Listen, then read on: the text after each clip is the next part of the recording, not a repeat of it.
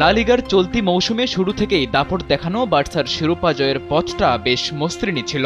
বাতাসে ভাসতে থাকা বড় বাধা রিয়ালকে যেভাবে হারিয়েছে, তাতে বার্সায় যে এখন শিরোপা জয়ের জন্য সবচেয়ে যোগ্য দল তা নিয়ে কোনো প্রশ্নই নেই।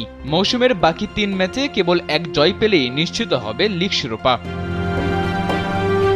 বার্সাকে এমন সহজ সমীকরণের সামনে দাঁড় করানো সেই ম্যাচে হয়েছে একাধিক রেকর্ড। চিরপ্রতিদ্বন্দ্বীদের বিপক্ষে শত বছরের রেকর্ড নিজেদের করে নিয়েছে কাতালানরা। বার্সা রিয়ালের চলতি মৌসুমের এল ক্লাসিকো প্রায় 103 বছর পর প্রথম 35 মিনিটেই দেখেছে 5 গোল। এছাড়া এল ক্লাসিকোর ইতিহাসে সবচেয়ে বড় কামব্যাকের কীর্তিও গড়েছে বার্সেলোনা।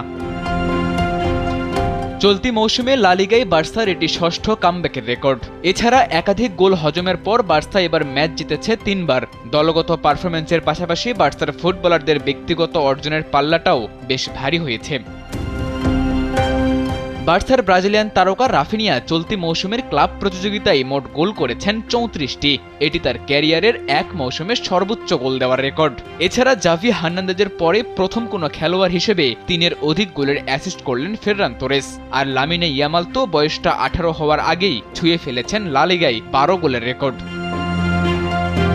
ক্লাব হিসেবে আরও এক রেকর্ড গড়েছে বার্সেলোনা। রিয়াল মাদ্রিদের বিপক্ষে চলতি মৌসুমে 4 ম্যাচে গোল করেছে 16টি। এক মৌসুমে রিয়ালের বিপক্ষে কোনো নির্দিষ্ট ক্লাবের এটি যে সর্বোচ্চ গোলের রেকর্ড।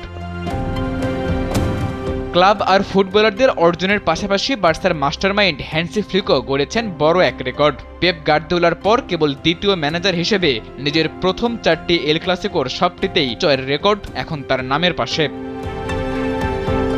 সাদাতুর রাফি, কালবেলা।